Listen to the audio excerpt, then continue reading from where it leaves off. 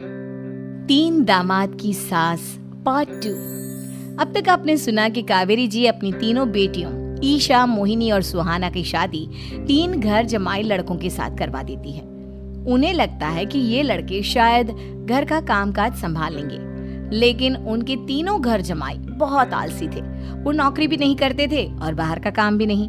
कावेरी जी ने अपनी बेटियों से कहा कि वो प्रेगनेंसी का बहाना बनाकर अपने पतियों को सबक सिखाए। अब सुनिए आगे। मम्मी, आपने जैसा कहा था हमने वैसा ही किया, लेकिन देखिए ना, विवेक का हाल तो वैसा का वैसा ही है। घर में ना सुबह का नाश्ता बनता है और ना खाना। नौकरी पर जाने की बात करूं तो खाने को दौड़ते हैं मुझे।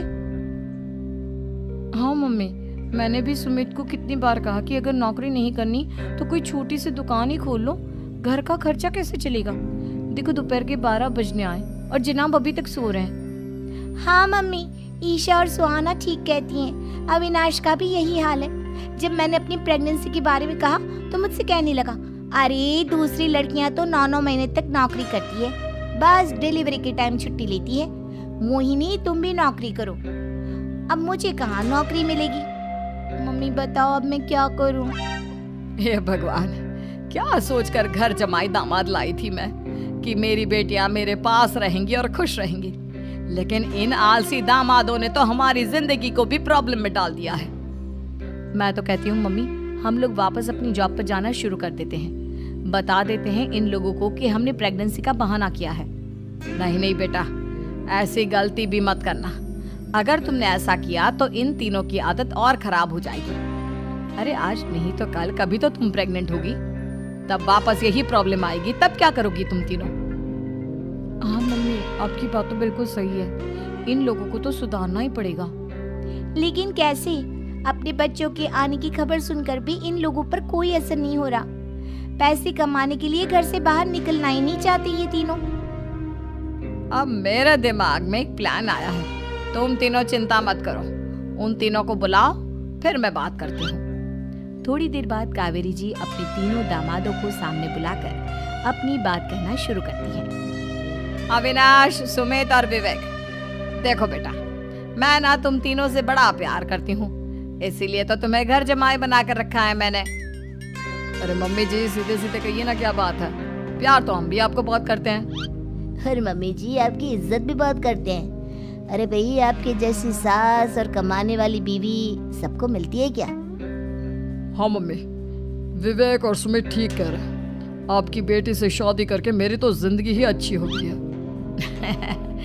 जानती हूँ मैं, और ये भी जानती हूँ कि तुम तीनों अपने अपनी बीवियों से बहुत प्यार करते हो। बेटा, बात ऐसी है कि हमारे कुल गुरु ने कहा है कि प्रेग्नेंट होने के बाद मेरी तीनों बेटियां शुरू के 4 महीने हमारे गांव में जाकर रहेगी, जहां मेरे चाचा जी रहते हैं। अरे लेकिन क्यों मम्मी, गांव में जाकर रहने की क्या जरूरत है इन तीनों को? वो क्या है ना बेटा, हमारे परिवार को एक श्राप है। अगर मेरी बेटियों ने यहाँ पर बच्चा पैदा करने की कोशिश की तो उनके बच्चों को कुछ भी हो सकता है। इसलिए अब से लेकर 4 महीने पूरे होने तक इन्हें गांव वाले घर में रहना पड़ेगा। हाँ, तो इसमें प्रॉब्लम क्या है मम्मी जी? हम भी वहाँ जाकर रहेंगे, पिकनिक मनाएंगे। अरे भाई, बीवी जहाँ हम भी वहाँ।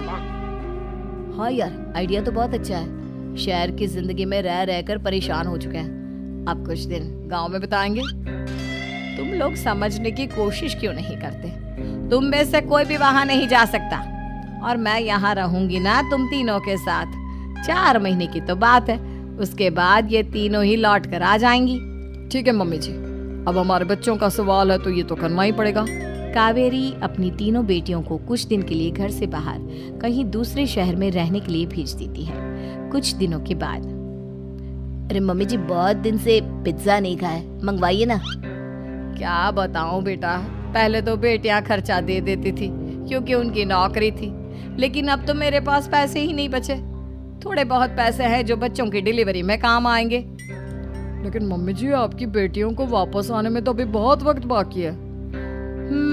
वही सोच सोच कर परेशान हो रही हूँ। सोच रही हूँ कल से दूध भी बंद करवा देती हूँ। अब दूध वाले को देने के लिए पैसे भी तो नहीं है ना। अरे नहीं नहीं मम्मी जी, अगर दूध भी बंद करवा दोगी तो मुझे चाय कहाँ से मिलेगी? और चाय के बिना मैं तो मर ही जाऊंगा। क्या करूं बेटा, इसके अलावा हमारे पास कोई ऑप्शन नहीं है, मेरे पास पैसे ही नहीं बचे। इस तरह कावेरी जी धीरे धीरे अपने तीनों दामादों को पैसे देना बंद कर देती हैं और घर में खाने पीने की चीजें लाना भी बंद कर देती है। अब वो तीनों बुरी तरह से परेशान होने लगे थे और इसलिए एक दिन तीनों प्लान करके घर से बाहर निकलते हैं और बाजार में जाने के बाद, यार अच्छा खाना खाए हुए कितने दिन हो गए, पता नहीं कब अच्छा खाना मिलेगा। हमारी बीवियों के जाने के बाद तो हमारी हालत भिखारियों जैसी हो गई है यार। कुछ भी हो, मुझे तो आज पिज्जा खाना ही खाना है। जेब में 1 रुपया नहीं है और पिज्जा खाएगा, कहाँ से आएंगे पैसे? अरे देख वहाँ सामने बोर्ड पर क्या लिखा हुआ है, कंप्यूटर पर काम करने के लिए एक आदमी की आवश्यकता है। भाई मैं तो जा रहा हूँ, काम करूँगा और शाम तक पैसे लाकर आराम से पिज्ज़ा खाऊंगा। जा जा, तुझे कोई काम नहीं देने वाला, हम तो घर जा रहे हैं। चल भाई सुमित।